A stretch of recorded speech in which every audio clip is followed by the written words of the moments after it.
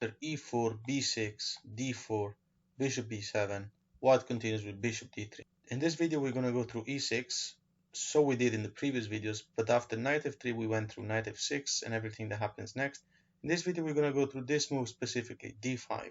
Right, this is a rubbish move, but it's popular, just like this rubbish defense, so know how to punish it. So you close the center now, you're enjoying more freedom with your bishop here. The black king is not going to castle. I mean, yeah, you can try to castle long side, but it's not as safe. And if you castle short side, you do have ideas of bishop targeting the weakness in h7 with the knight going to g5, the great gift. This is not necessarily going to happen. It's not going to happen against a strong rated player, although it did happen to me many times. But the thing is that black doesn't have the possibility to play knight f6 because of the pawn in e5, meaning that the square in h7 is a very vulnerable. And black here has the idea of playing knight to c6 or c5. What they hope is that you will take the pawn, making this bishop very strong. Let's start with knight c6 first, and then we're going to go to c5. So here white castles, and after black develops the knight to e7.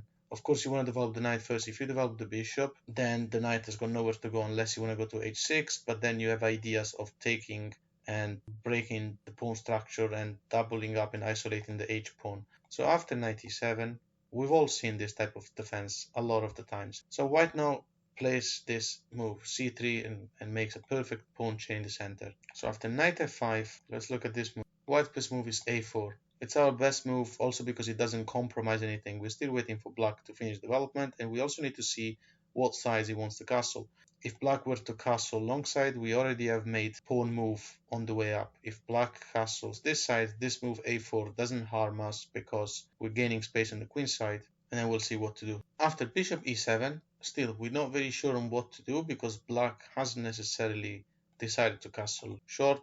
We play b4, gaining more space on the queen side. So let's go through short castle. The reason being that playing queen d7 and castling long side will be met by a pawn storm, and we will cover this in the next video. However, now white plays b5, and now the knight has got nowhere to go except knight a5, which doesn't look bad. Usually what they do is they play this knight to c4 here, hoping that you will take.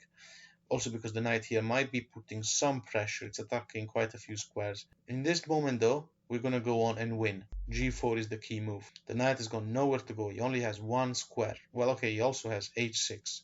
But then you'll be opening up the king, right? Imagine this happening. That would be amazing.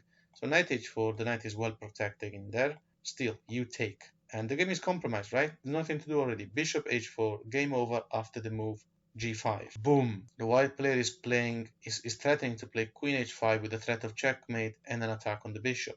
And there's nothing to do already. If bishop takes, you do the same thing anyway. Queen h5, you're threatening checkmate, and you have double attack on the bishop in g5.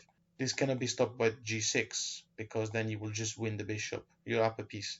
So after h6, defending the bishop and blocking the checkmate threat, white plays f4, attacking the bishop. So the bishop will have to go to e7. If the bishop goes to h4, it seems like it's safe, but white will play rook a2, which also explains why we play a4, b4.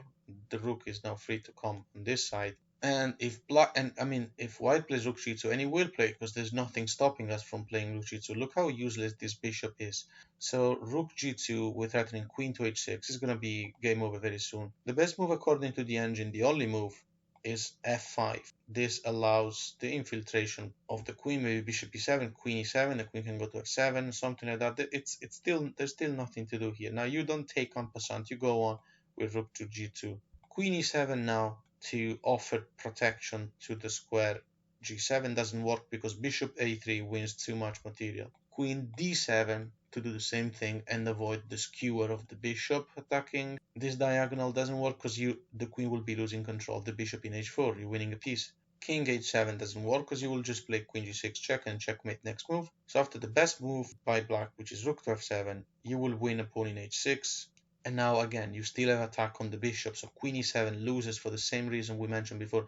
Bishop a3. The queen can't be anywhere on this diagonal. We're going to take the bishop unless the queen wants to go back. But then we're able to take the pawn in e6. We're winning material. The bishop will take the pawn in f5. The rook is pinned. It's game over. So in this position, the best move now is c5 for black. That's just because the engine doesn't resign. Queen goes on to pick up the pawn in e6. And after knight b3, putting double attack over the square d4. Simply bishop a3, finishing development. The white player doesn't want to lose the bishop pair. And now either way, the next move will be bishop takes f5. White is completely winning. So back in this position, we went through bishop h4. What happens after bishop e7? White now goes on with the plan f5. And obviously we have an idea of playing f6, and then we break the king. And after rook a2, rook g2 is going to be checkmate very soon. Black's best move according to the engine is pawn takes in f5. Now white continues with rook a2, familiar.